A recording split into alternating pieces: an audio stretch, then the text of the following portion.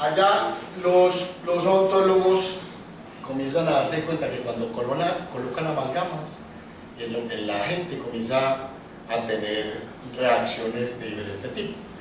Todo no somos tan observadores, hay gente que sí es muy observadora. Y yo creo que es muy importante que uno vaya volviendo así. Cuando hace un procedimiento, al paciente, ¿qué le pasó? Porque, por ejemplo, yo digo que los odontólogos aquí en nuestro medio pasamos de agáchate.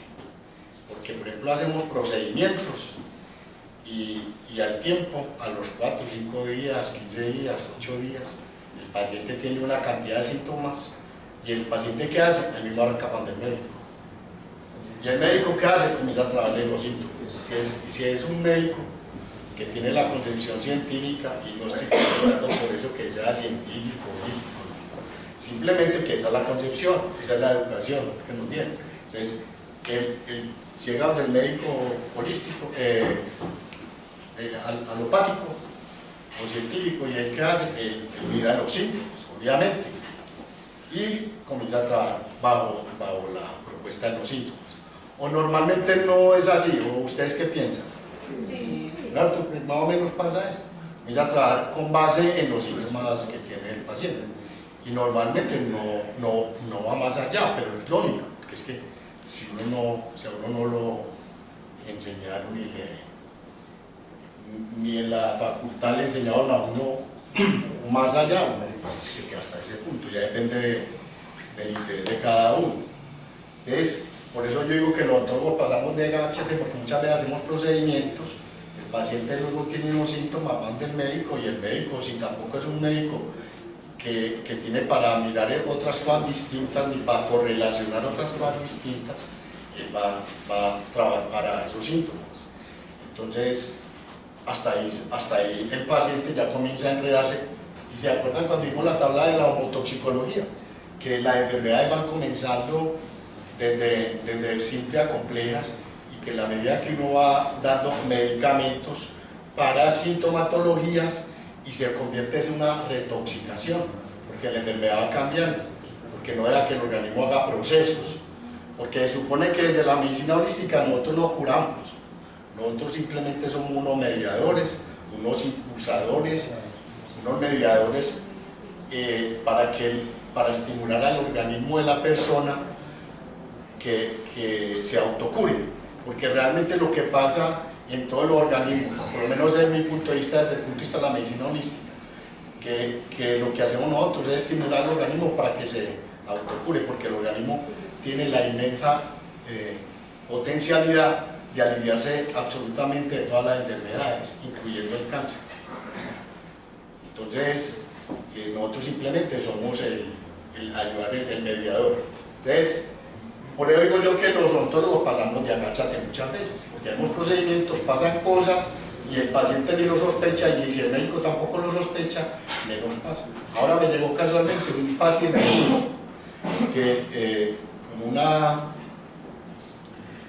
se le había puesto una prótesis fija y después le dio enfermedad periodontal, se le hicieron curetajes, se le puso hueso, y el paciente, pues el procedimiento está ahí, es un procedimiento que uno dice con un pronóstico muy bueno, no, regular. Pero lo que me llamó la atención fue que me dijo, mira, después de que me hiciste eso, además yo estaba tensionado y sentía dolor aquí en el brazo.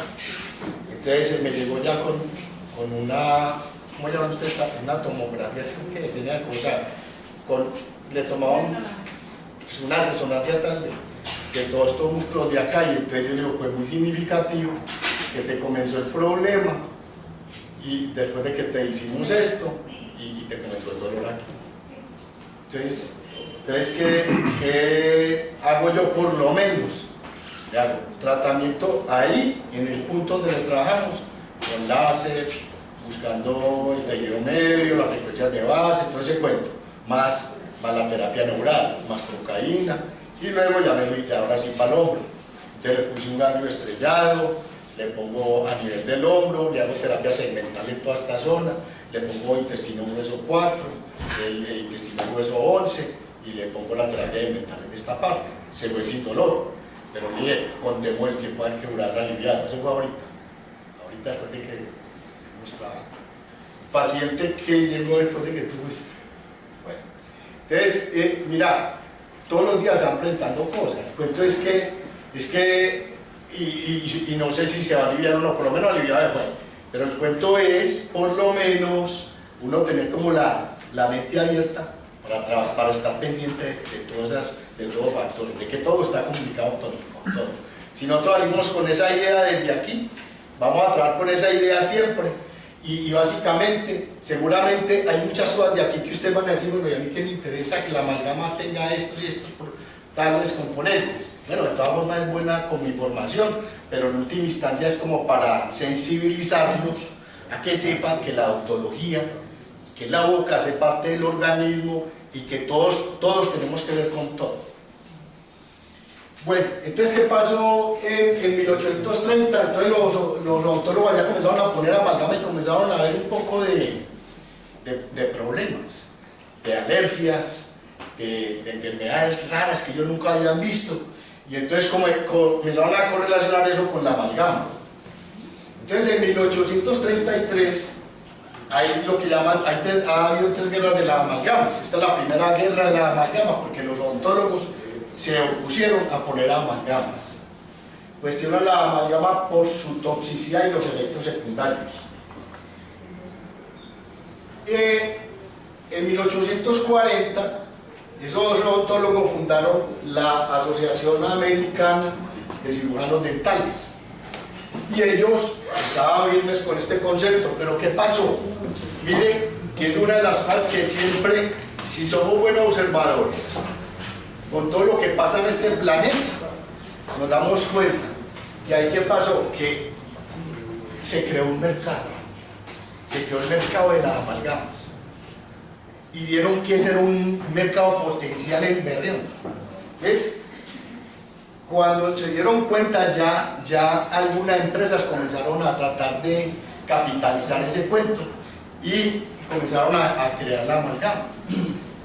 Entonces, en 1845, la Asociación esta de Odontólogos prohíbe a sus odontólogos usar la amalgama por sus toxicidad y los efectos secundarios que producía. Debido a eso, como ya habían intereses, entonces ya habían las multinacionales, lo que hoy ya son las multinacionales, entonces ya tenían unos intereses y comenzaron a sonsacar a algunos odontólogos, hubo deserción de algunos odontólogos y montaron otra asociación. Entonces presionaron tanto que esa asociación quitó la prohibición, pero hicieron que se disolviera. O sea, esta asociación nos está jodiendo mucho, como siempre. Y entonces hicieron disolver la asociación y ya surgió una asociación distinta que la ADA en 1859. Y entonces la ADA ya dice, no, vea, todos estos estudios que demuestran que la amalgama no tiene ninguna toxicidad y tal. Y fuera de eso le añadieron estaño a la amalgama, que el estaño produce más expansión y más, o sea, como más con textura en la amalgama. Bueno, en 1860 ya, como ya habían acabado los que se le oponían a eso, ya había la suficiente fuerza y la suficiente cantidad de ventas de amalgama, se quita la prohibición de la amalgama con presión de la industria, obviamente. O sea, ya está el dinero de por medio y todo el mundo. Como, a ver, tengo entendido en el mundo hoy por hoy, existen como 10 multinacionales de los alimentos. Y existen como otros 10 multinacionales de los medicamentos. Las 10 multinacionales de los alimentos se encargan de producir enfermedad por medio de los carbohidratos. Y se supone que las otras 10 multinacionales de los medicamentos se encargan de quitar disque la enfermedad, pero se supone que antes la aumenta más. Y así podemos arrancar también con la amalgama. O sea, donde hay ya tanto interés económico de por medio, pasan ese tipo de cosas. Bueno, en 1870 comenzó el boom de la amalgama por la recomendación del doctor Frank, como libre de todo peligro, y entonces hacen investigaciones y dicen, no, la amalgama no tiene esos solamente escándalos que hicieron. Ya entonces siguen trabajando a la amalgama para mejorarla, se modifica la mezcla de los metales para controlar la expansión y la contracción. Entonces, primero o se expandía mucho, entonces podía reventar la caída, o se podía contraer mucho y quedan espacios. Estas son las cavidades que hay en la odontología. Es una cavidad tipo 1. Esta cavidad es ¿qué tipo? 1, 2, 3. Cavidad tipo 3. Entonces, por ejemplo, aquí en los premolares y los molares, es donde se coloca la amalgama. ¿Cómo trabajamos nosotros? Trabajamos por superficies. En nuestro médico cobramos por superficie. Entonces, por ejemplo, cada diente es como un cubito y tiene 6 caras, con la que masticamos, la que toca con los vecinos, la parte que llamamos vestibular y la parte que da contra la lengua, contra el paladar. Entonces ahí van 5 caras, y la 6ª cara es la de la raíz.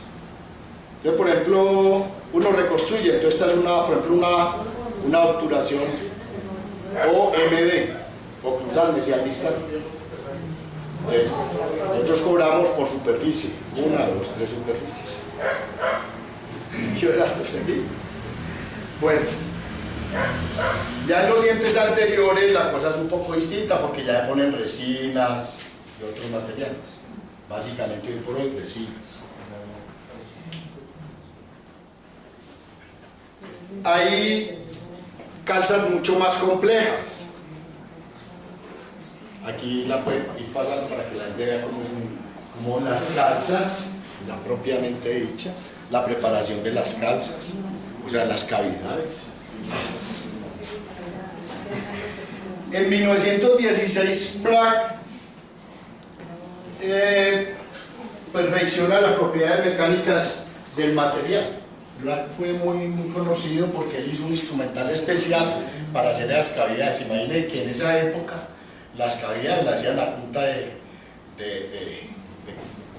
curetas casi, con mucho filo. Iban cortando el diente, que es supremamente duro, y lo hacían a punta de cucharillas. Les tenían que estar sacando filo y se hacían las cavidades a punta de cucharillas. Luego ya hicieron el motor de baja velocidad, que ustedes han visto de pronto incluso por ahí en unos WhatsApp que han mandado, que es con pedal, y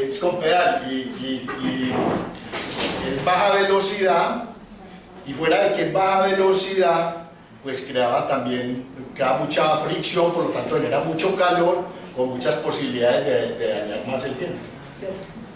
Bueno, la tenaz es eso, indudablemente, pero digo que la odontología ha avanzado bastante. Bueno, en 1926 se da la Segunda Guerra de la Amalgama, porque Alfred Stock, un químico alemán que estaba trabajando con mercurio, ya como más de 20 años trabajando con mercurio, observa y defendía con el mercurio y todo lo demás, cuando se dio cuenta que tenía un poco de intoxicación y estaba súper enfermo, y comenzó a hacer publicaciones y generó a tratar de generar conciencia en contra del mercurio que tenía la amalgama. Y dice que la amalgama es un grave delito contra la humanidad, y se enfrenta a la ADA, imagínense, casi nada, enfrenta a los gringos. En 1978 en Suecia se da la tercera guerra de las amalgamas.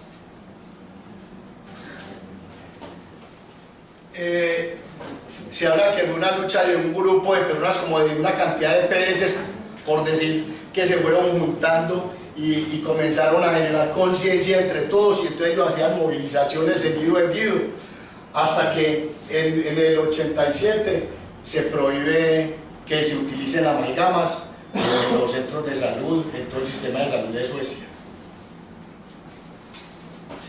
En 1991 las amalgamas fueron retiradas de las bocas de los cercos y cambiadas por otros materiales. ¿Cuál ha sido el problema de eso? Es que la amalgama es un material muy plástico, muy chévere para trabajar. O sea, los que hemos trabajado con la amalgama, cuando la poníamos en boca, el tallado era muy bueno. Cuando uno ya conseguía la habilidad, era delicioso y quedaban muy bonitas y todo lo demás.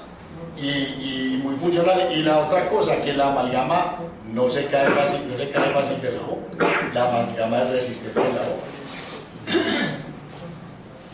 Bueno, en el 75 se prohibió la amalgama en la antigua Unión Soviética. En el 82 lo mismo pasa en el Japón. Y luego pasa en Estados Unidos, en algunos estados, en California, Colorado. La gente, y en Alemania utilizan la amalgama, pero le dicen a los pacientes el peligro que tiene la amalgama por el mercurio, y los odontólogos tienen obligación de educar decirle a los pacientes, como decir un consentimiento informado. Yo le voy a poner a usted una amalgama, pero fíjese, la amalgama tiene tal y tal y tal problema, para que sepa. Y es una de las cosas que se debiera hacer aquí hoy por hoy. ¿Por qué el Sistema Nacional de Salud, por qué no cambian la amalgama? Precisamente por los costos. Si se fueran a cambiar todas las amalgamas, el Estado no tendría plata para pagar, para cambiar las amalgamas de la gente. Eso sería costosísimo. Es uno de los factores. Bueno, y el otro factor es que ¿por qué hay la eterna discusión de que la amalgama no produce? Por ejemplo, cuando yo estaba en la universidad, entonces nosotros cuestionábamos lo de la amalgama. Yo había leído sobre la amalgama, la toxicidad del mercurio.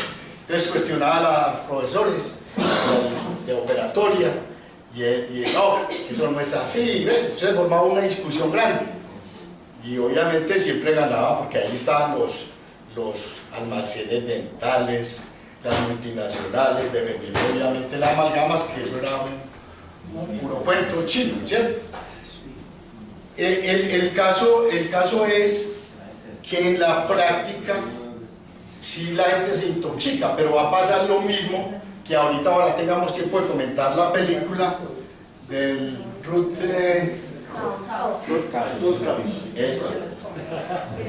Cause, ¿cierto? ¿Sí? Hasta la raíz. Hasta la raíz. Y vamos a observar lo siguiente, y que es que todo el mundo no tiene, ese es el cuestionamiento principal que yo le hago a los conceptos. Todo el mundo no tiene el mismo sistema inmunológico, todo el mundo no tiene el mismo tipo de alimentación, todas las personas no tienen el mismo carácter, la misma personalidad. Eso incide en las enfermedades, la parte emocional y la parte mental. Entonces la amalgama dental es el material más utilizado en odontología para restaurar, hacer las calzas, y las amalgamas están compuestas del 50% de mercurio, y el otro 50% es plata, cobre, estaño y zinc. El zinc en poquita cantidad, el cobre se lo añadieron después. Hay amalgamas de tipo esférico, bueno, y es una cantidad de diferencias dentro de las amalgamas. Entonces el cuento es que también ocurre el bimetalismo en la boca, por esto precisamente, porque la amalgama tiene una carga eléctrica, y las prótesis parciales removibles, que son hechas de cromocobalto molibdeno, o las prótesis parciales fijas, hechas con metales preciosos, no preciosos, semipreciosos, hay todos los metales que usted quiera para hacer prótesis fija. Generan cargas dentro del organismo, milivoltios, y por ejemplo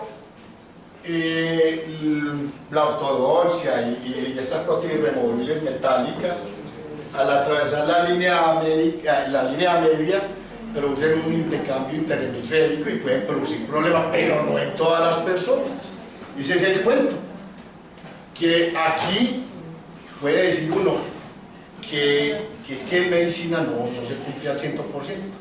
El único que, acuerden cuando vimos las somatotopías, que estuvimos hablando de los conceptos de Hammer, el único que en este momento dice que hay unas leyes que se cumplen, que ser ley se cumple al 100%, como la ley de la gravedad, es Hammer. Esa es otra cosa bien interesante, puedes entrar a discutirla más adelante. Las amalgamas vienen en diferentes presentaciones y fueron cambiando también y modificando y mejorando la seguridad. Tan conscientes son los que la fabrican que cada vez utilizaban o utilizan más elementos de seguridad. Y de hecho, ustedes ven que el Servicio Seccional de Salud es supremamente exigente. Los consultorios odontológicos tienen que tener el guardaescoba en forma de, ¿cómo se llama? Media caña y todos esos cuentos, porque ellos están pensando en el mercurio y que el mercurio los vapores mercuriales, entonces saben de la toxicidad del mercurio. Entonces por eso tienen con toda la razón del mundo. Tipos de amalgamas, esto ya es una cosa pues, mucho más técnica, los diferentes tipos de amalgamas y lo que generan. Hay una, por ejemplo, las que tienen gamma 2, que producen más corrosión y le incorporan incluso al polvo le incorporan mercurio para aumentar su calidad, pero resulta que tienen más problemas también. Hay corrosión, hay otras que son las partículas esféricas, etcétera. Tiene una cantidad de tipo técnico, pues que no es tanto. En una época, al principio se preparaba la amalgama así, mortero y pistilo. Entonces allá no tengo no tomé foto, pero la prima se lo toman, es un frasquito con un proporcionador. Entonces uno le hacía una vueltecita y salía una porción de limadura. Ahí están el cobre, la plata, el estaño y el zinc. Y otro frasquito que también le daba uno la vuelta y salía una porcioncita de mercurio. Y se mezclan en el mortero y luego se revuelve hasta convertirla en la masa homogénea que es la amalgama o la amalgamación. Entonces cuando usted está haciendo eso, obviamente están saliendo vapores de mercurio. En esa época eso no lo consideraban tanto. Mira, para los que están de pronto preguntando, miren aquí la nomenclatura internacional. Para volver a repasar, molares, premolares, caninos, incisivos y los diferentes cuadrantes. El mercurio, cuando ya se cae ahí, se recomienda que utilicen cintas para recogerlo, cinta pegante, cinta adhesiva para recoger el mercurio. Ventajas de la amalgama: alta, cuando se pone en la boca, uno en la boca tiene mucha resistencia, mucha fuerza en los molares al masticar. Entonces obviamente la amalgama tiene, y los materiales que se pongan en la boca tienen que resistir todas esas fuerzas. Entonces la ventaja de la amalgama es que tiene una alta resistencia a la compresión, hay insolubilidad en los fluidos bucales, facilidad de manipulación, adaptabilidad a las paredes de la cavidad. Fíjense que cuando hay una caries, entonces se hacía una cavidad determinada y esa cavidad tenía que tener unas determinadas formas, y porque la amalgama tiene retención mecánica, porque no tiene retención química. O sea, se retienen mecánicamente por la forma de la cavidad, y fuera eso la forma de la obturación. Cuando uno obtura la amalgama, tiene que hacerla con cierta consistencia y firmeza para que quede muy bien empacada. Eso se llama empacar la amalgama. Entonces cuando uno coloca la amalgama, y que quedar muy bien empacado. Y todo eso tiene que hacer en un proceso rápido. Acuérdense que son 8 minutos para uno empacar y luego tallar, darle la forma. Adaptabilidad a las paredes de la cavidad, bajo costo, tiempo de manipulación de 7 a 10 minutos. No altera la biología pulpar, si la altera. Lo que pasa, seguida miramos eso, posibilidad de ser pulida y buen sellado. Cuando uno hace la amalgama bien hecha puede conseguir todos esos factores. Y para no alterar la biología pulpar, una de las cosas que pasan mucho y que hay mucha gente que está directamente casi que en contacto con la amalgama, es porque no la aíslan. O sea, uno antes de poner la amalgama tiene que proteger el tejido dentinario, el tejido pulpar, con un material como el oxifosfato, el hidróxido de calcio, una serie de materiales que tienen diferentes indicaciones y uno lo coloca para proteger la pulpa. Para proteger la pulpa, porque muchas veces, como no les dan importancia a eso, entonces ponen la amalgama directamente casi sobre la dentina. Entonces, claro, en los túbulos dentinarios, el mercurio mismo se lo absorbía. Y sí, por ahí hicieron un estudio con unas ovejas, y creo que en Holanda hizo un estudio con unas ovejas y le ponían amalgamas en las muelas y comenzaban a mirar que a las pocas horas ya había mercurio en la sangre, en la orina, en todas partes. Lo que pasa es que ellos no cuestionaron mucho el estudio, que porque las ovejas están a toda masticando, rumiando, ¿es que llama eso?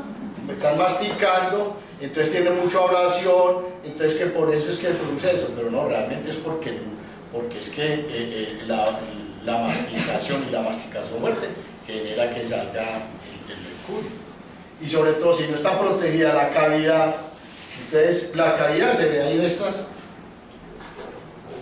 la cavidad, antes de poner la amalgama tiene que poner un protector, entonces ahí se iba, por ahí, por todos canalículos dentinarios iba el mercurio. Desventajas de la amalgama: rechazo orgánico, toxicidad del mercurio, tendencia a cambios moleculares, falta de resistencia del borde, no se adhiere al tejido dentinario, necesita una cavidad retentiva. Entonces esto se compensaba con hacer una cavidad adecuada. El mercurio, su mayor componente es halógeno, es bioincompatible y tiene implicaciones orales y sistémicas. Componentes de la amalgama, como por lo menos para que tengan una idea, entonces el estaño, que es el 25% del polvo, disminuye la expansión, la resistencia y la dureza, y aumenta la contracción, la tensión y la fractura. El zinc barre los óxidos de fabricación y aumenta la plasticidad, la expansión, la adaptación a las paredes, pero aumenta la expansión, lo que produce fractura, lo que puede producir dolor, y por la humedad que se oxida y libera hidrógeno. La plata, que es el 65% de ese 50%, aumenta la comprensión, la dureza y la resistencia del borde, pero disminuye la expansión y el escurrimiento. Disminuye el descubrimiento. Es que una de las características de la amalgama dura mucho tiempo, pero cuando uno ve las amalgamas que tienen 20 años, pero uno las mira, ahí están, no tienen la anatomía, han ido perdiendo la forma, y se ven más negras, se ven corroídas. Bueno. Y el cobre aumenta la expansión y además modifica el color de la amalgama. 50% de mercurio, y aquí están todos los otros porcentajes de plata, cobre, estaño y zinc.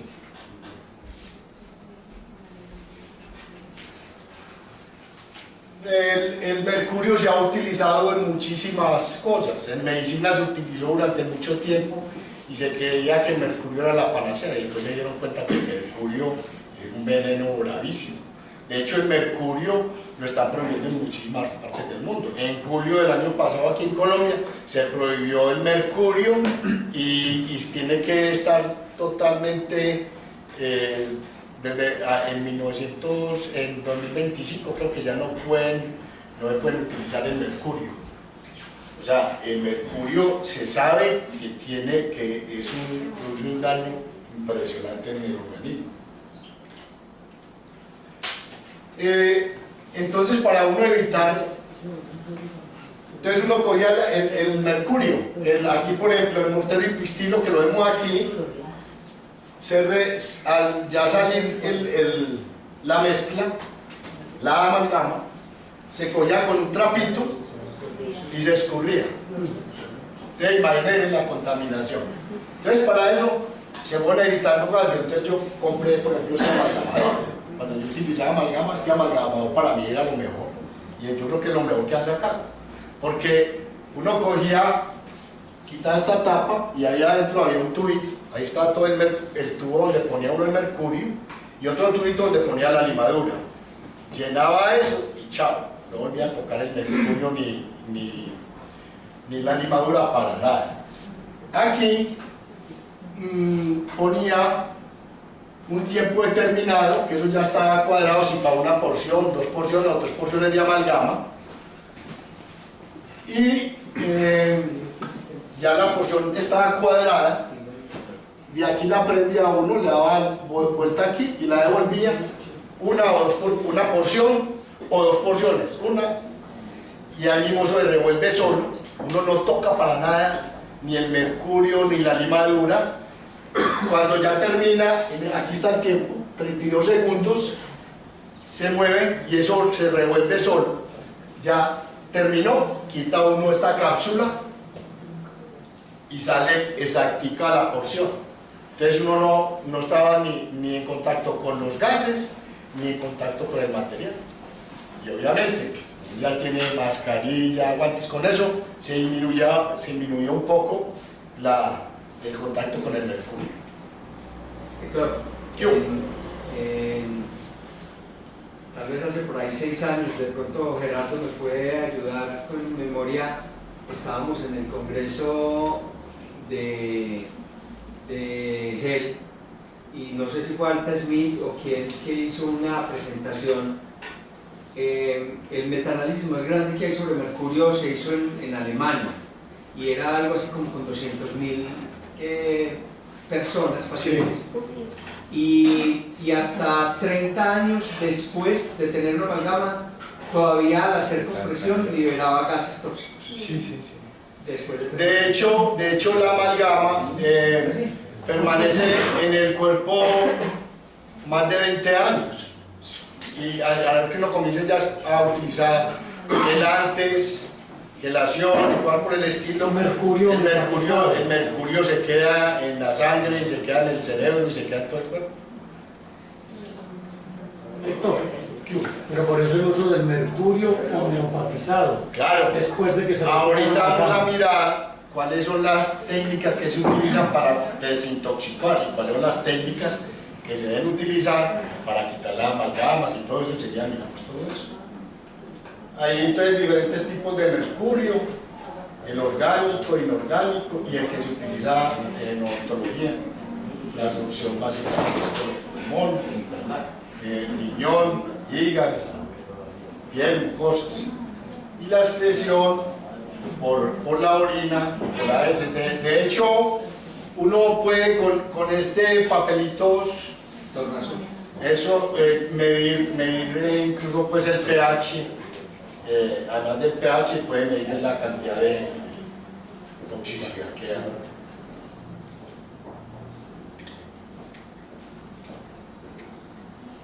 ¿Esto qué onda?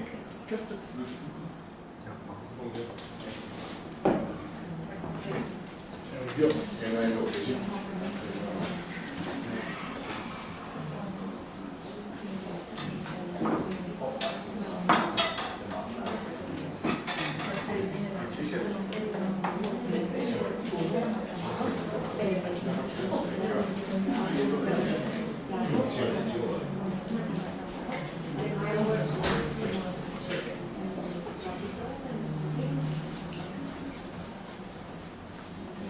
El camino del mercurio 7 superficies, ya vimos cuál es la superficie de una, ¿cómo es la superficie? ¿Sí? Que equivalen a 2 gramos de mercurio. Y si uno le toma 1 gramo de mercurio, con eso se intoxica y se muere.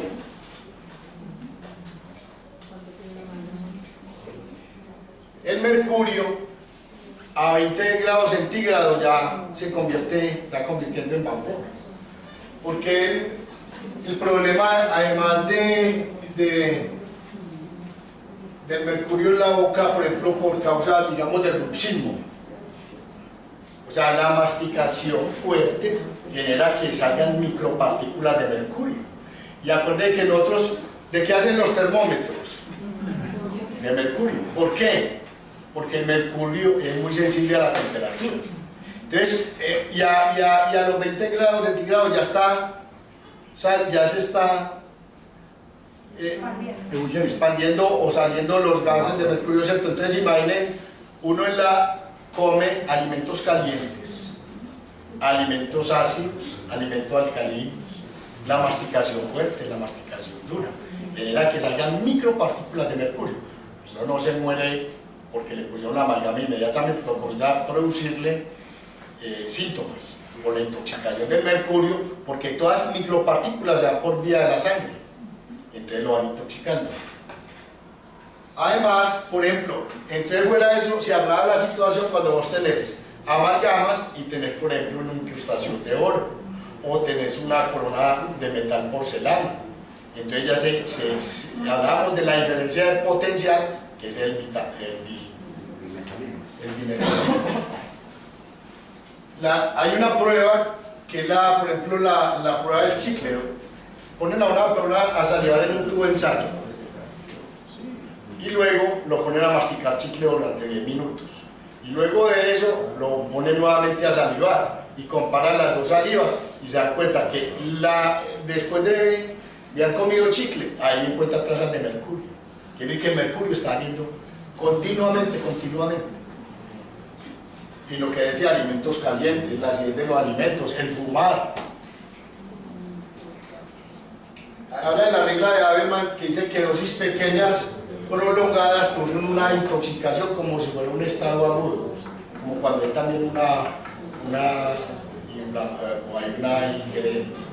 se toma, por ejemplo, mercurio y puede producir unos síntomas agudos, pero con el tiempo esas dosis pequeñas van produciendo lo mismo, la misma sintomatología.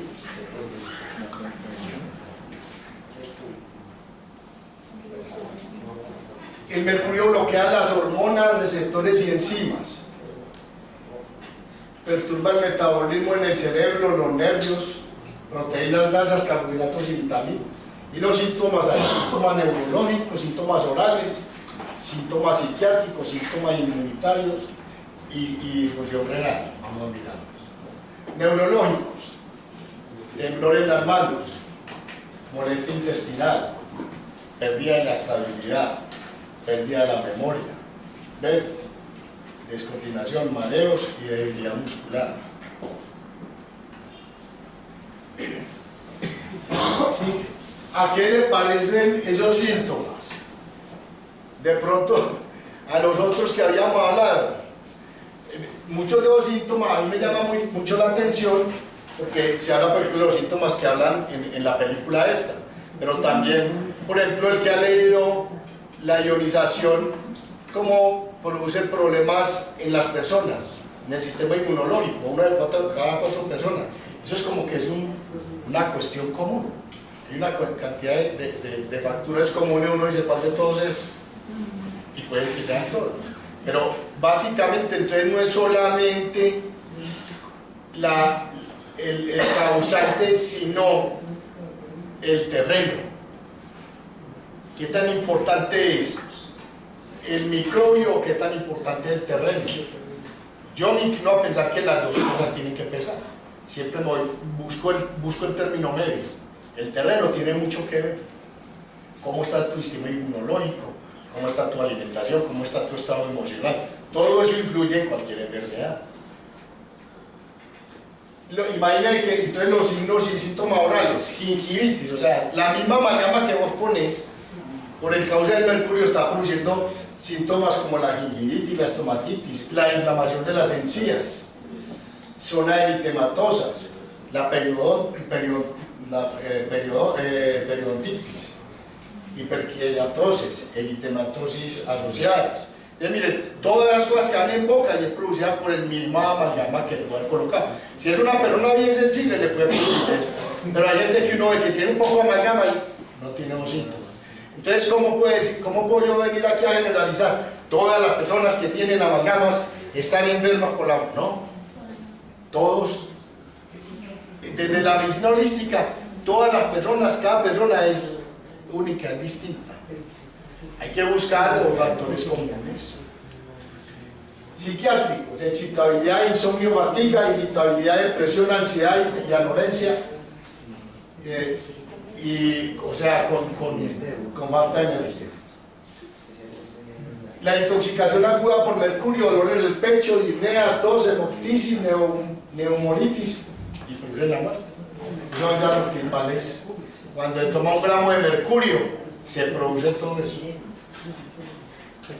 ¿Qué hubo? ¿Qué posición tenés vos frente a esa afirmación categórica de decirle al paciente, aunque esté bien, cámbiese todas las amalgamas de mercurio?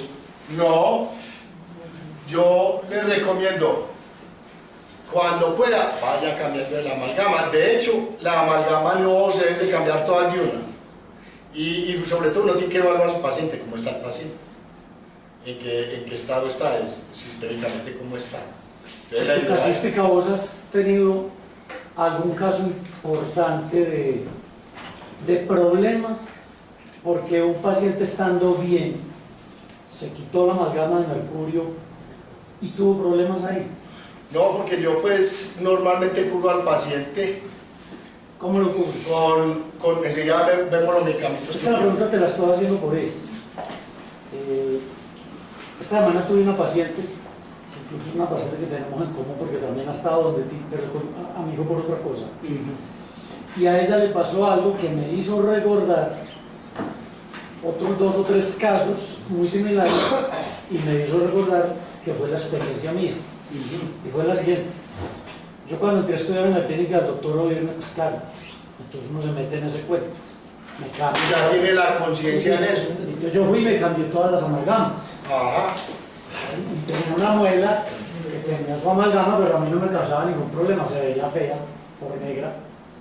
Pues te cuento que esa bendita muela que estaba buena, desde que me le pusieron la resina, me cogió un dolor insoportable, volví a ver la odontóloga, me la destapó, me volvió a poner resina, nada que valía, fueron unas noches de infierno, el dolor más tenaz, una severa bursitis. Entonces vuelvo donde y me dicen, no la saquemos, esa muela está muy bonita, no la saquemos, ¿verdad? Pues se negó, volvió otra vez, no la encontré, tuve que salir desesperado a buscar otro odontólogo que me arrancara la muela, y fue el único descanso. Entonces una muela que yo la tenía buena, que solo porque se veía fea con su amalgama, me la retiro, gasto un montón de plata, me le ponen amalgama 2 veces, termino sacándome la muela y aquí le mueco.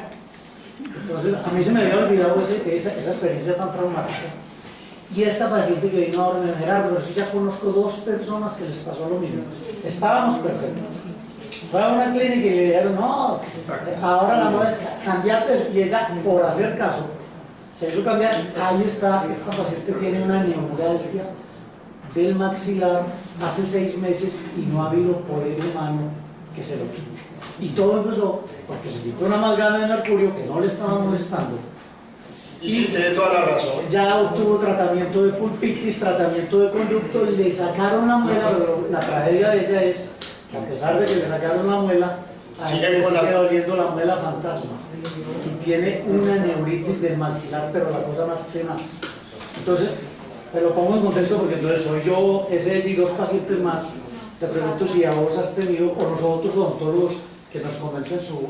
Porque es que claro, yo creo que todo de pronto nos ha pasado que hay personas que le hemos cambiado una amalgama, le hemos puesto una resina y sobre todo que es que las resinas apenas están, o sea, se han mejorado mucho las resinas, pero uno de los problemas que tienen las resinas es que tienen filtración. Entonces como tienen filtración se vuelve sensible el diente y pasa muy bueno. Y pasan bacterias y se no, sí, y se infecta y tal, y queda un dolor, y después cuando ya se hace el tratamiento de conducto, como hubo experiencia de dolor, es muy bueno que eso lo preguntemos al doctor Jiménez en la charla que hará el miércoles, porque él habla de la parte de trigeminal y ese hombre se sabe bastante de eso. Entonces es como una, como que la memoria que hubiera en todo el sistema neurológico de ese dolor. Por ejemplo, en el dolor fantasma o el dolor por deafferentación ocurre que se da más ese dolor en las personas que tuvieron la historia de dolor de ese diente. Entonces, sí, no es lo más conveniente. O sea, el doctor tiene un concepto que él no quita amalgamas por nada. En cambio, yo sí. Está muy buen alumno. Lo he escuchado. Sí, Mauricio. Y mira, para Hay algunas estadísticas cuando vos decís que realmente es muy personal la respuesta al mercurio. ¿Hay algún trabajo donde le hayan medido mercurio a todo el que tenga amalgama a ver si tiene niveles de sangre? Porque si fuera por absorción, todos deberían tener mercurio relativamente alto para el promedio y no necesariamente responder con X cifra. No, los alemanes creo que tienen un estudio. De hecho, tengo aquí uno. Si hay mercurio aumentado en todo el que tenga amalgama. En todo. Sí, de hecho sí aumenta el mercurio. Lo que pasa es que todo el mundo no reacciona igual. Pero igual ya la toxicidad está, el hecho de que está. No, es que medir mercurio en sangre, es un examen muy poco confiable, pero a los que se les ha medido, la medición correcta es en el pelo. Es un examen muy caro que se manda a Estados Unidos a medir metales pesados, plomo, mercurio, cadmio, y sí se ha encontrado que los que tienen, a todos los que les sale muy alto el mercurio en el pelo, tienen amalgamas en su gran mayoría. Más del 80% tienen amalgamas viejas y en gran número. Entonces eso independiente de que haya síntomas o no, hay niveles. Sí, por eso te estoy diciendo, es que eso depende del sistema inmunológico de cada uno. No, a ver, todos los pacientes son individuales, ¿no es cierto? Pero de lo que la experiencia que hemos oído, algunos que tenemos, de todas maneras la amalgama sigue siendo algo tóxico y ajeno al cuerpo. Mi pregunta es, ¿en qué momento es más tóxico? ¿Dejar la amalgama ahí que siga soltando de alguna manera de campo interferente o la misma mercurio? ¿O es más tóxico en el momento, como dice el doctor Gerardo, de extraer la amalgama? ¿Hasta qué punto el solo extraer la amalgama ya estamos haciendo, digamos, un exprimido de mercurio y de los otros componentes en ese caso? Revolviendo lo que estaba haciendo ahí. Exacto, entonces, porque sería muy interesante que cada uno de nosotros, dentro de los protocolos que ustedes nos dicen, saber qué hacer, porque con lo que está diciendo ahora, uno ya pone en duda si sí o no la amalgama. Yo por lo menos a mis pacientes sí les digo que hay que cambiarla. Pero entonces mi pregunta es, ¿cuál es ese punto donde nosotros podemos tomar una decisión sana para nosotros? Pues mira, ahí está toda la sintomatología que tiene el paciente. Pero hay silenciosos que están haciendo la verdad. Yo creo que la solución es que nos vamos a tener que tener este pastelito en debajo del vidrio del escritorio. ¿A quién se le ordena cambiar? Al que tenga muchos de estos síntomas. Perdón, pero es que nosotros no podemos esperar a que el paciente tenga estas manifestaciones sabiendo que ya tiene amalgama. O sea, vamos a esperar que el paciente nos haga manifestaciones clínicas de intoxicación de mercurio, quizás dónde está el foco. Porque te puede pasar como el pasó. Por eso, esa es mi pregunta. Yo no tenía síntomas. Pero mira, Un momentico, perdón. Desde la parte ontológica lo voy a mirar yo.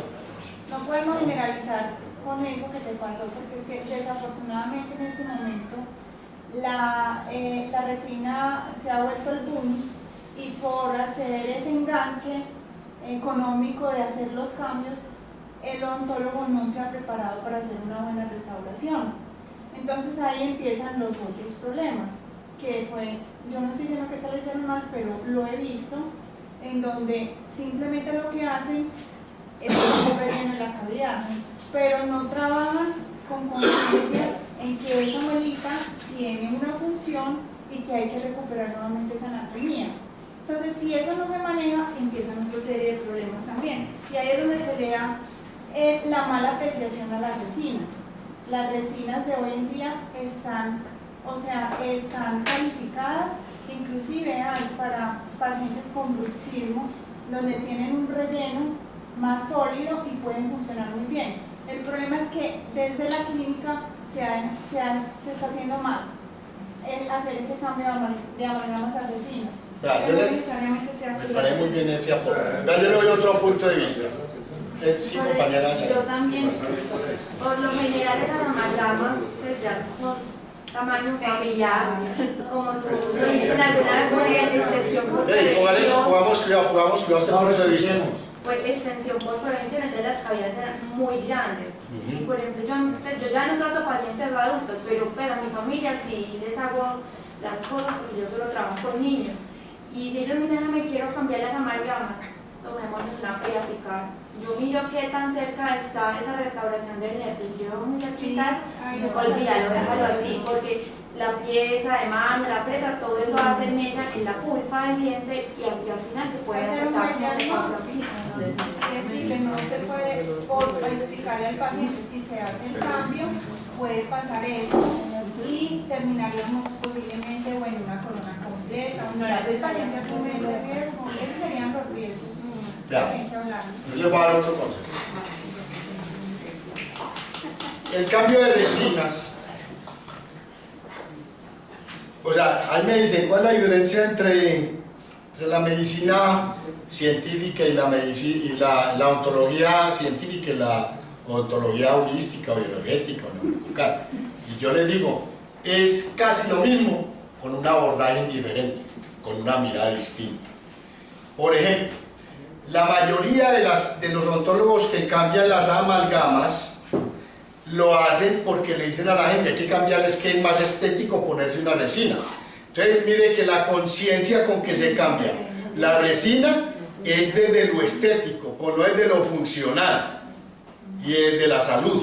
¿Sí me entiende? Que es distinto. El abordaje con el que lo hacemos nosotros es desde lo funcional y no solamente lo estético. Esa es la gran diferencia. Y nosotros tenemos en cuenta, mire, uno de los grandes problemas que se tiene cuando uno cambia las resinas es, obviamente, el tamaño de la cavidad. Cuando la cavidad es demasiado grande, como tú lo dices, las resinas no cumplen el objetivo.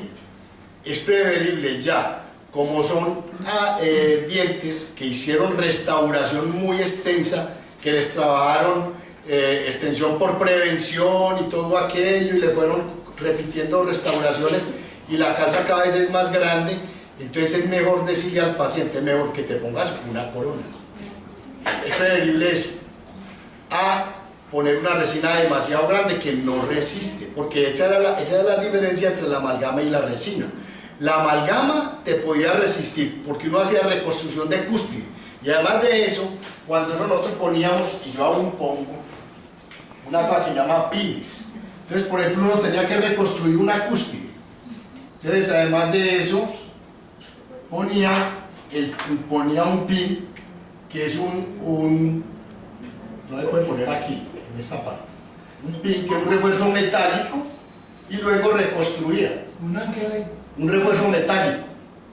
Un refuerzo metálico. Y en los modelos que el papá ahorita está. Ahí lo ven en los modelitos que le pase, hay unos clavitos, eso se llaman pines. Entonces uno hacía la reconstrucción en amalgama y queda perfecta.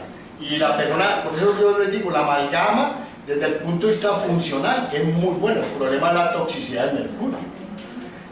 Es más, la amalgama para mí todavía es mejor en ese sentido que la resina, aunque hay resinas muy buenas hoy por hoy. También incluye las lámparas de protección. Claro, la lámpara. Es que ya tendría uno que meterse.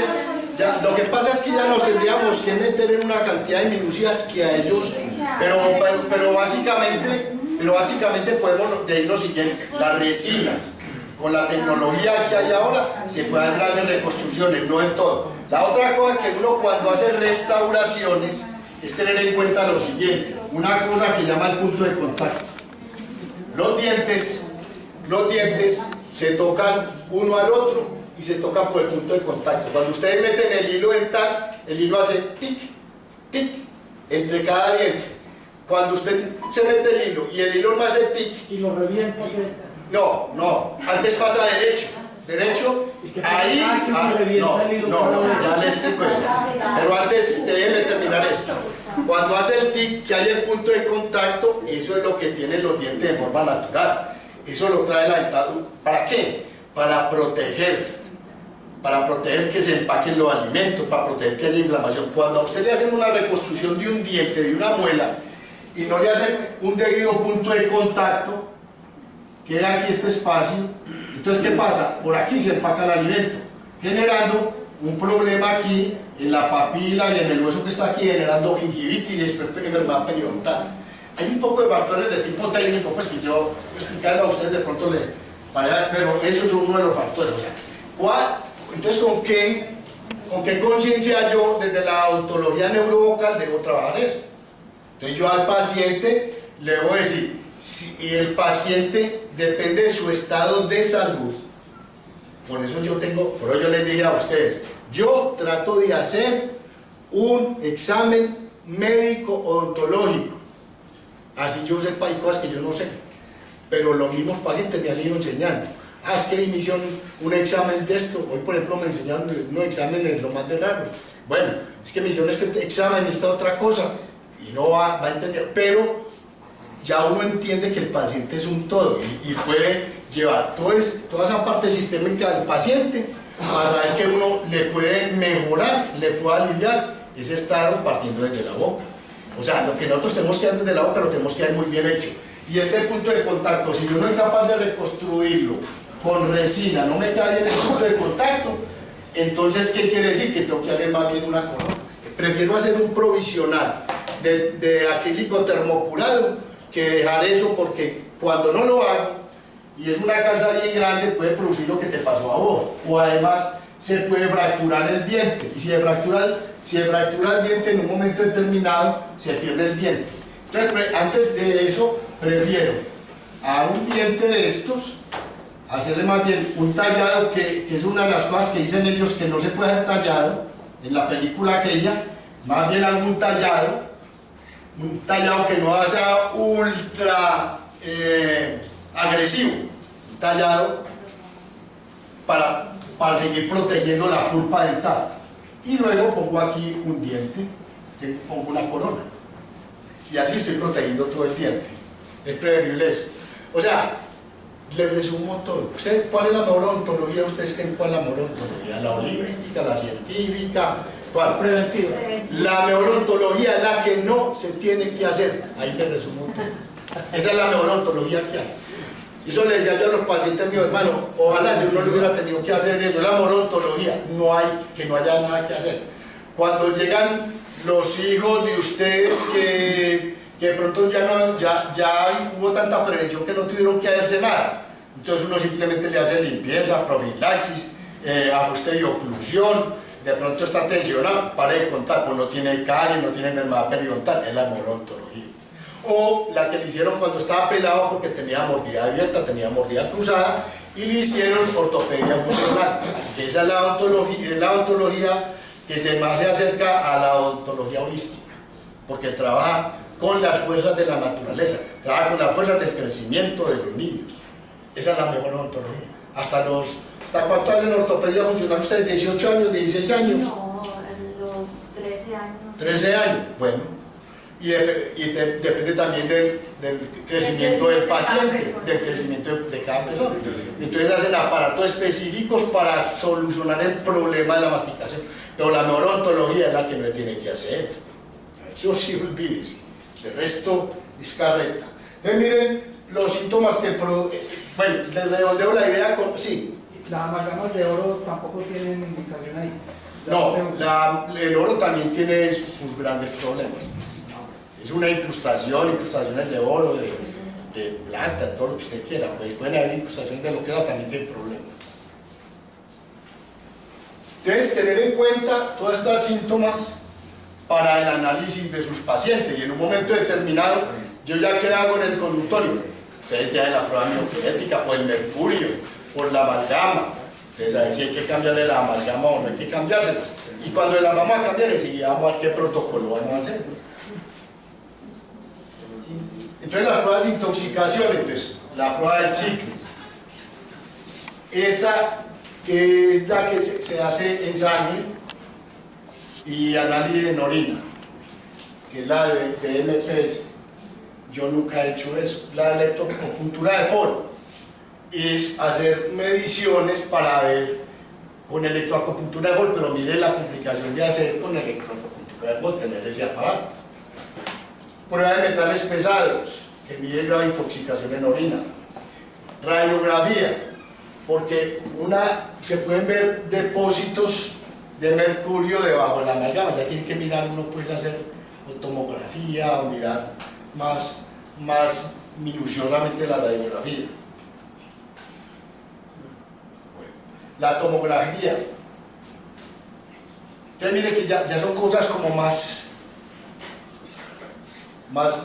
fregadas pues de trabajar, para mirar si hay intoxicación de mercurio. Pero nosotros ¿con qué lo podemos hacer? Lo podemos hacer con la prueba bioquinética, lo podemos hacer con filtros, con el VAS. ¿Por qué se usa siendo tan tóxica? Ya lo vimos desde el principio. Por la cuestión del mercadeo, las multinacionales, los intereses económicos que existen, obviamente.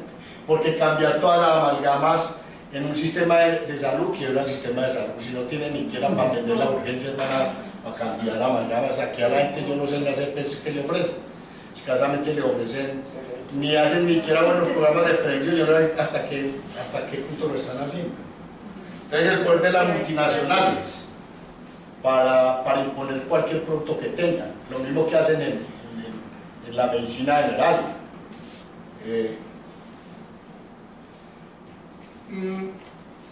Se sabe que para evitar los problemas que tiene el mercurio, pues ya hay una cantidad de precauciones que tienen que tener en el consultorio, de parte del odontólogo, de parte del auxiliar, de los que utilizan amalgama en el consultorio.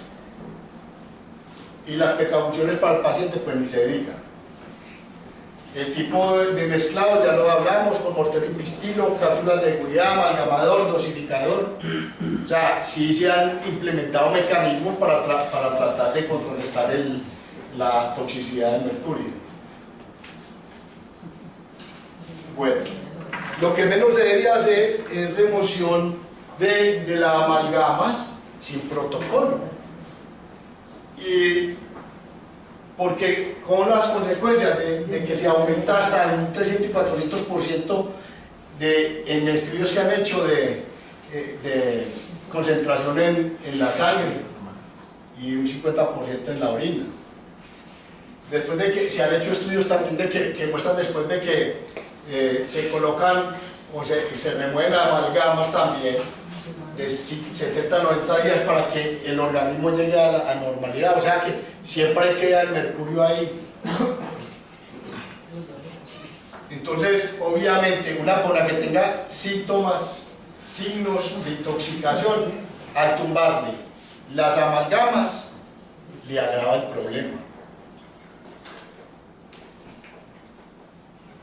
Es en intoxicación por mercurio donde da el ribete de Burton.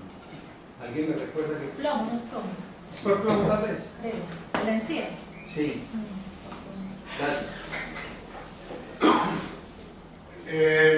Medidas de protección, o sea, en la mujer, en el embarazo y el niño no se debe colocar amalgamas.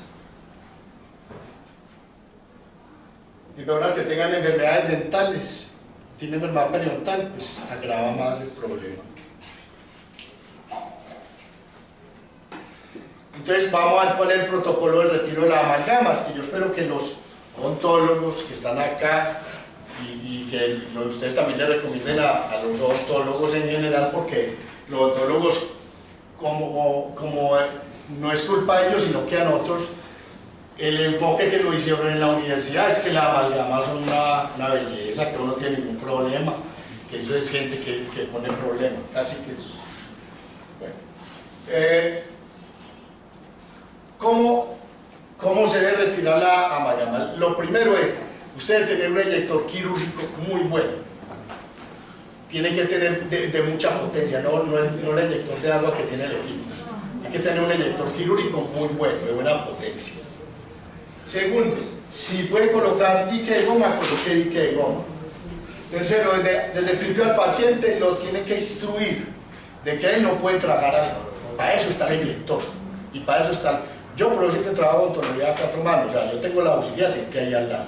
Y porque es que no es lo mismo cuando yo le tengo el inyector aquí, estoy trabajando y tumbando, que con la auxiliar que está ahí pendiente. Porque lo otro, los que si puede tener, dices, o sea, que haya muy buena ventilación. Que haya muy buena ventilación por el mercurio. Por ejemplo, yo utilizo un extractor y eso tiene un filtro. Yo lo empecé a utilizar porque en el rural, después que empecé el rural, al mes era cada mes hospitalizado porque me daba fibrilación auricular. Entonces me decían fibrilación auricular paroxística. Entonces ya la pasé todo el rural en esas.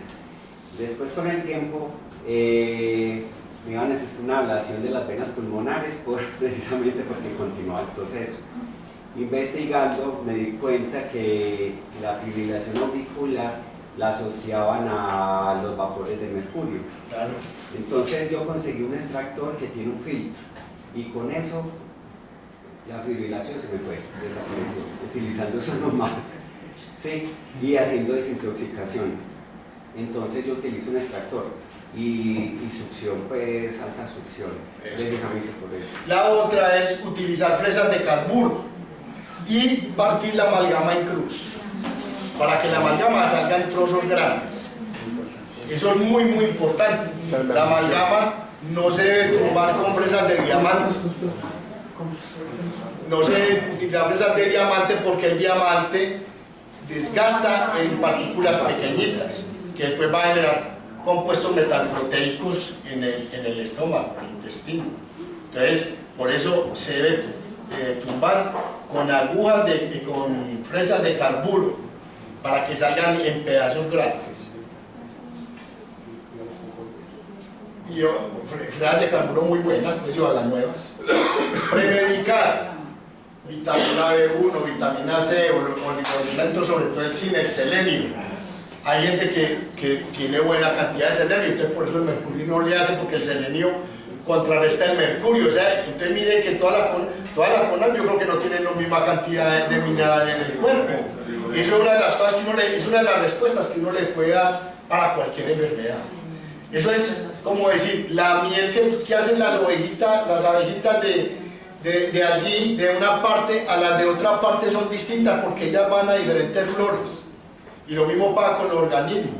O unas naranjas son de una acidez y un sabor, y las naranjas de otra parte son distintas. ¿Por qué? Porque los componentes de la tierra son diferentes. Y yo le hago esa analogía porque eso mismo pasa en el organismo. Que como yo, que tan, según en el sistema básico de Pissinger, por eso se llama el sistema básico de Pissinger, debe tener 7.4. Y nosotros de cómo nos alimentamos, el sistema básico, si está en ese nivel o está acidificado, ¿sí o qué? Entonces, miren que no es lo mismo de cómo está el sistema inmune y cómo está el sistema básico.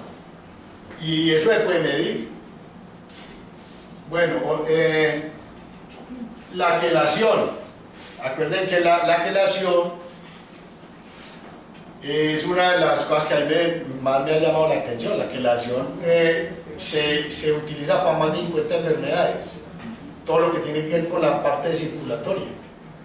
La quelación, el ácido dietil tetracético, EPTA, eso lo trabajaron por la década del 40 en Estados Unidos para desintoxicar a los trabajadores que pintaban los barcos con plomo.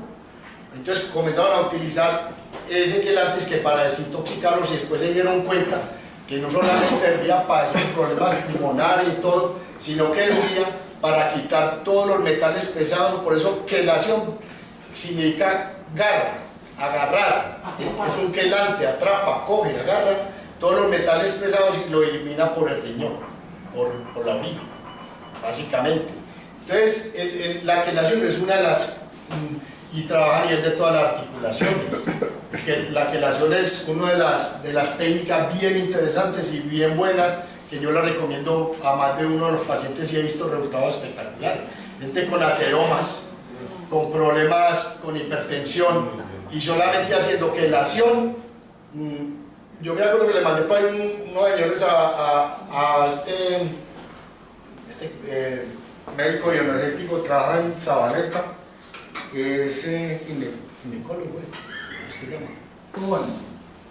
Doctor Tobán. No.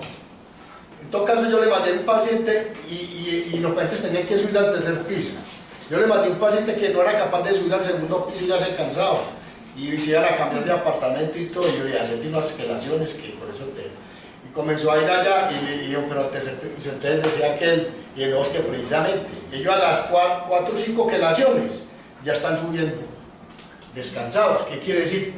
Que el quelante les está haciendo efecto. El quelante va a los ateromas, y para la esclerosis es espectacular, y para la hipertensión, y para todas las intoxicaciones y todo eso, la quelación es muy buena. Doctor, ¿Qué? y el ácido alfa-lipoico también es bueno para, es un antioxidante y también saca metales pesados, incluso del cerebro, porque atraviesa la barrera principal. Excelente. Dígalo no, para que la gente lo escuche. ¿No escucharon? El ácido alfa-lipoico lo usan también como antioxidante y es quelante de metales pesados y atraviesa la barrera hematoencefálica. Recordemos que el mercurio se deposita en órganos que tienen gran cantidad de lípidos, como el cerebro, y lo saca. ¿Cuánto tiempo se toma? Puede ser inyectado y tomado, pero mínimo 3 meses. Antes. Sí. Y las quelaciones se utilizan también, o sea, usted puede hacer 4, depende del estado en que esté, 10, 15, 20 quelaciones. Sale más barato, o sea, yo les digo, si el sistema de salud utilizara los quelantes, lo que pasa es que a los cardiólogos, a los cirujanos, no les conviene ese tipo de tratamientos, porque les quita el mercado. Porque una quelación, usted se puede hacer, por ejemplo, las quelaciones están, digamos, póngale a 60.000 pesos, entre 60 y 110.000, 120.000 pesos. Usted se hace 10 quelaciones, 15 quelaciones, y eso le ahorra a la gente ponerse bypass y stents en un porcentaje altísimo. Entonces, claro, eso no es mercado para ellos. Ellos desacreditan las quelaciones, pero las quelaciones, ojalá pudieran hacer estudios. Por ejemplo, ese señor que yo le mandé, eso que se puso súper bien, el tipo decía, después de que se hizo eso, se sintió totalmente distinto y el cardiólogo le preguntó que qué le pasaba, que se había hecho, entonces le contó, no, me mandaron a hicieron unas quelaciones, etc. El tipo muy contento, muy honesto el tipo, yo no, venga, yo quiero llevarlo a usted a un congreso para que, yo no, lleve toda la información que quiera, porque para dar ningún congreso hoy. Quiere decir que, o sea, que la gente que realmente está trabajando por sus pacientes y no está pensando solamente en el bolsillo, en el billete, sí ven que las quelaciones sí son supremamente útiles. Otra sustancia que pronto falta aquí es el quelodid. El quelodid ya es un producto, por ejemplo, de Magnofarma. Es un quelante que sirve bastante para todos los pacientes que tengan, si ustedes les quieren dar una quelación, con quelodid. ¿Quelodid? Sí, quelodid. Quelodid, termina did, en B. La clorela. ¿Ah? La clorela, nalga. No la conozco. También. Bueno, vale la pena para que apuntemos eso. Entonces miren que hay una cantidad de sustancias que nos ayudan a hacer limpiezas de todos los metales pesados. Estas son las amalgamas. ¿Qué hubo?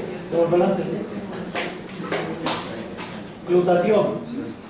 Recordar que el ácido lipoico es un precursor de glutatión. Precisamente esa es la razón por la que la doctora, porque el paso siguiente es que el organismo convierte el alfa lipoico en glutatión, que es el antioxidante más potente que hay, y el quelante. Y lo otro es que... Y previo a eso está la fenilalanina. ¿Ah? Previo a eso está la fenilalanina. También. Pero y lo otro es que Ludwig Johnson, que es un autor que creo que muchos han visto sus videos y han leído sus libros, que es endocrinólogo de la mejor universidad del mundo, que es la de Harvard, y es además especialista en terapia ortomolecular. Tiene unos tips muy útiles, y él dice que el mejor quelante que existe se llama cilantro. Ah, el cilantro. Sí, sí, hablan del cilantro. Todo de la noche es aromática. Lo que pasa es que no se puede medir la cantidad de cilantro que se necesita, pero de todas formas dicen que el cilantro es uno de los mejores quelantes. Orgánicos, jugos de zanahoria. Ya se está consiguiendo en Medellín. ¿Cómo? Ya se está consiguiendo glutatión para presentación oral. A mí una de esas pirámides de Mortinera me ofreció, estaba como a 400.000 por el mes. Pero Nutrabiotics también lo tiene. Nutrabiotics, bueno, y hay otro, ya que me acordé, el carbón activado. Ah, sí, también. Antes de hacer tomar la amalgama, hacer enjuague con carbón activado y apenas termine igualmente. Y luego que termine, tomarse 2 cápsulas de carbón activado. No sé si alguno de los colegas sepa, pero también hay una quelación oral, creo que era base de clorofila y aloe, pero no sé más de esa. Yo hago quelación venosa. No sé si alguno de los colegas sabe un poquito La más de la quelación oral. clorela. No sé con cuál, pues sé que es con clorofila y aloe, pero no sé si se le agrega alguna adicional o algo. Perdón, y la pirámide esa que tiene el negocio tan caro, el precursor de glutatión es la N-acetilcisteína, que sale más. Lo vende genérico, N-acetilcisteína genérico también. Hay que un poquito más de vitaminas También. Yo no sé si ahí cabe el óxido nítrico, que el óxido nítrico es hay un español que se ganó el premio Nobel de Medicina por ahí en 1999 con el estudio del óxido nítrico. Y el óxido nítrico sirve para los problemas de circulatorios y para hipertensión y todo eso. El óxido nítrico es espectacular. Hay una multinivel que lo vende, que es Cayani. Cayani vende el óxido nítrico, lo que pasa es que es costoso, pero es una cosa, o sea, usted utiliza el óxido nítrico, vale, lo que pasa es que eso vale como el frasquito, te dura un mes y vale como 160.000 pesos. Pero usted con eso puede dejar las drogas que utilizan para la hipertensión. Barato. Un buen omega vale 300.000 pesos la dosis personal para el mes. Entonces, el omega de Cayani también lo utilizan, es el omega 3 y tiene tocotrienol, creo que es un anticancerígeno. Todo eso sirve para limpieza pues, bueno, estas son las amalgamas. Miren, cuando las amalgamas ya están pues todas feas y no fueron hechas con buena anatomía, y fuera de eso con los años se van escurriendo y se va perdiendo la anatomía, hay corrosión y fuera de eso, como van soltando el mercurio, van soltando micropartículas de mercurio, entonces el envenenamiento es lento pero seguro. Lo que pasa es que ahí ya depende de los sistemas de defensas que tenga la persona. Entonces, miren lo que hablábamos ahora, tener en cuenta el estado sistémico del paciente para tumbar la amalgama, hay que tener, pues, eso es fundamental. Pérdida de sustancia dentaria, entonces uno ya tiene que tener el criterio. ¿Qué criterio tengo yo para hacer una restauración o para hacer una corona? Yo no estoy pensando solamente en el bolsillo, me estoy pensando en el paciente. Me tengo que poner en la posición del paciente. Posible sensibilidad de la dentina, que eso es un factor que también incide. Máximo cuidado, como lo habíamos dicho, con la embarazada y con los niños y con enfermos renales. Y las consecuencias de retirar amalgamas sin protección, porque vuelvo y les digo, muchas veces retiran las amalgamas y los odontólogos paramos de agacha. La gente se enferma después de que le tumbaron un poco de amalgamas y el paciente no lo relaciona con el retiro de las amalgamas.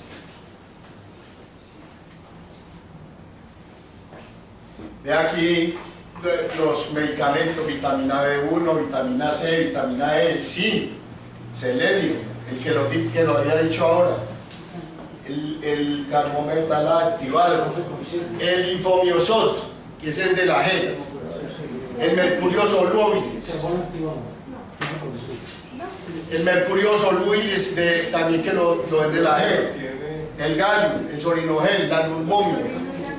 Estás muy heavy. Sí.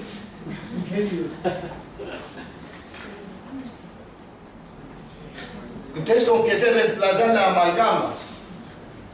Porque la amalgama no es biocompatible. Entonces se trata de buscar resinas, ionómeros de vidrio. ¿Yo normalmente qué hago? Para evitar esas sensibilidades y todo eso. Unas cavidades muy grandes, utilizo el ionómero de vidrio y encima del ionómero de vidrio pongo resina. ¿Por qué el ionómero de vidrio? Porque el ionómero de vidrio es muy afín a la dentina y como que se soldara con la dentina. Entonces uno reemplaza la dentina que se perdió por la caries.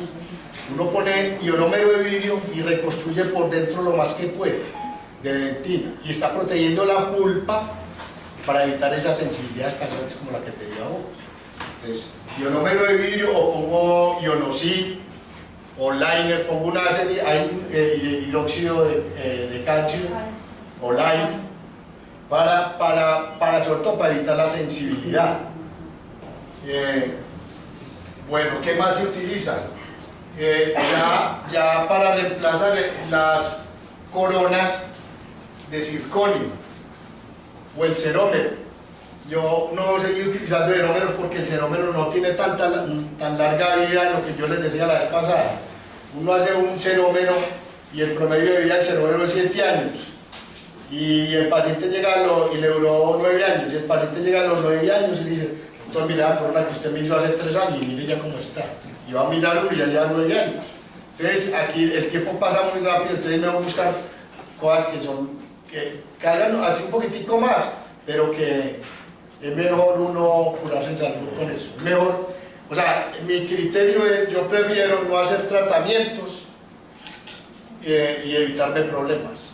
Prefiero la tranquilidad que la plata, mejor dicho, 1000 veces. Y ahí también se utilizan los metales, el oro, el albacás, el acero. Por ejemplo, yo sigo utilizando el albacás como perno. ¿Por qué? Porque no he podido encontrar ningún producto utilizado, los pernos de cerámicos y todo, y eso no pega, se fractura, tiene muchos problemas. Yo utilizo el albacás, ¿qué hago? Testo el paciente.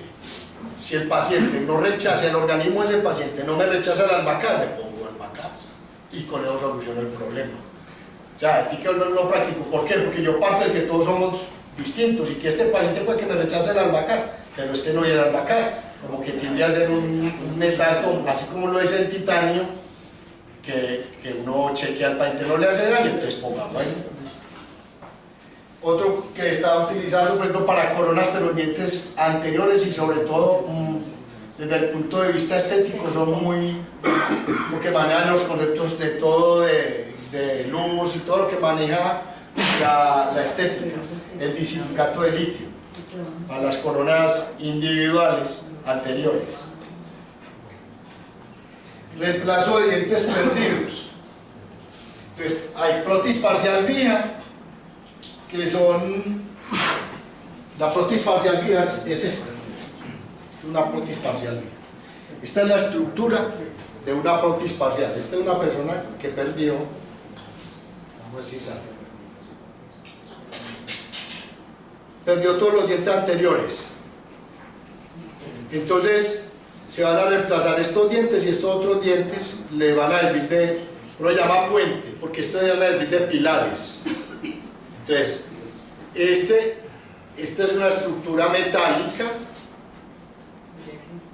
y a esta estructura metálica después le ponen porcelana encima. Eso lo hacen, esto es muy artesanal, eso lo hacen unos tipos en un laboratorio y lo meten a unos hornos y se escoge, se le hace más o menos la forma que tienen los dientes, la cara del individuo, porque la parte estética tiene que ver con la cara de las personas. Los dientes pueden ser de diferentes formas de acuerdo a la cara de la persona, y así también se hace el color de los dientes, la edad del paciente, todo eso se tiene en cuenta, todos factores estéticos y técnicos se tienen en cuenta.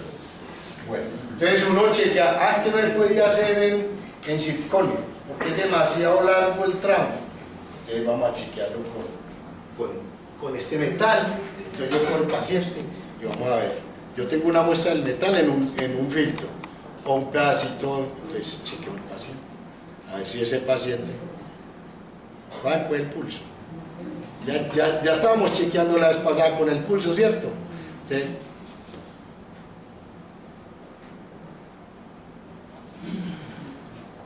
¿Ha resonado? Nada. A ella le podríamos... Es compatible. Es compatible con el organismo de ella. Entonces miren que nosotros no somos tan estrictos ni tan cuadriculados para decir todo el que tenga implante, todo el que tenga endodoncia, hay que extraer ese diente y hay que poner un implante, pero el implante tiene que ser de circonio. A mí me suena eso a negocio. Me suena a negocio o me suena a que tiene una concepción muy distinta o no tienen todas las herramientas y los elementos que nosotros aquí hoy por hoy tenemos.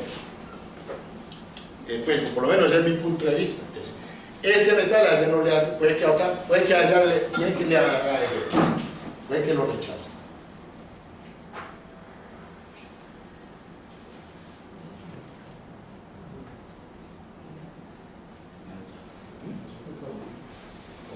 Entonces, ese es el cuento. Nosotros testamos, se llama testar. Testo los diferentes materiales con los que le voy a trabajar a la persona. Esa es la diferencia. Ese es el abordaje que tenemos desde la odontología holística diferente al abordaje que se hace, porque estamos entrando a considerar que no son unos dientes que tiene una persona y no que la persona tiene dientes. Si los dientes están dentro de un contexto, entonces nosotros entramos a considerar todo eso. Y ustedes como médicos también lo tienen que hacer. Es una lógica.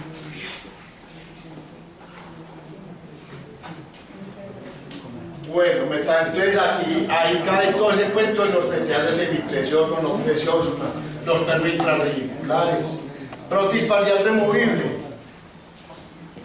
Las que más he utilizado, metal de cromo, cobalto, molibdeno. Yo no lo volví a utilizar porque hay otros que son, y yo los traje la vez pasada, que son unos materiales resinosos, que son blandos, son más estéticos y al parecer son más biocompatibles. Pero ojo, puede que alguna persona de ese material le haga daño. Entonces, ¿qué es lo lógico? Lo que yo de pronto no estoy haciendo y que a veces que se va confiando uno tanto. Y uno no puede ir, porque uno se va confiando tanto que ahí es donde va cayendo en todo. Uno no puede confiar con nadie. Le va a poner a esta persona este material. Y normalmente nadie lo rechaza. Uy, esta persona está rechazando esto, no le puedo poner eso. Y de pronto le paso el cromocobalto molibdeno, que es el que no se utiliza, y puede que no que en cambio ese sí lo hace. Puede que el organismo ya necesite ese metal. Entonces mire que la odontología sí es una odontología más personalizada, más dirigida a la situación específica del organismo de él, ¿o no? La ortodoncia, que también habíamos hablado la vez pasada. La ortodoncia, pues como es tratar de que si yo voy a hacer ortodoncia, tratar de que el paciente entonces no tenga amalgamas, para que no haya inmortalismo. Y saber que la ortodoncia es durante un periodo de tiempo, entonces tiene esa posibilidad de... Bueno, y los implantes, enseguida vamos a hablar de los implantes. El electrogalvanismo en boca se produce por lo que habíamos hablado, que es una corriente eléctrica,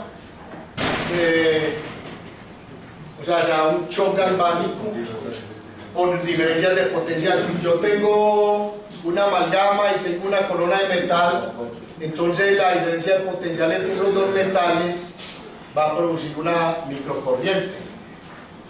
La tolerancia en el organismo normalmente es 100 milivoltios, pero si hay esas diferencias de potencial, si pasan de 200 a 800 milivoltios, y eso viaja por el neurovegetativo y puede producir problemas de todo tipo: cefalea, urticaria, ansiedad, alergia, todo lo que ustedes quieran, y depende de donde esté funcionando, con los dientes que esté funcionando. Prótesis parcial viva o prótesis parcial removible, que sale cromocobalto, molibdeno más la saliva, que tiene sodio, calcio, potasio, cloro, más amalgama, puede producir complejos metalproteicos.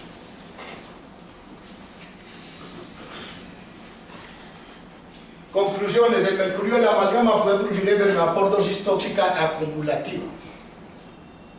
O sea, el que tenga más amalgamas tiene más riesgo de tener más problemas, aunque se ha visto que personas con una sola amalgama o con dos superficies, se les genera un problema grave.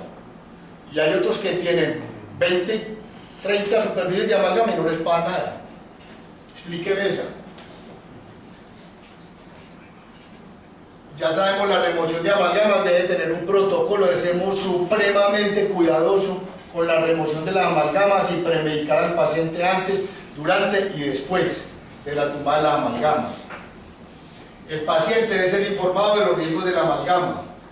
Y mire, el mercurio se elimina la mitad después de 20 años de la mandíbula, después de 20 años de la mandíbula, 80 años dicen que la mandíbula, en el maxilar es el menos tiempo, y en el cuerpo menos tiempo.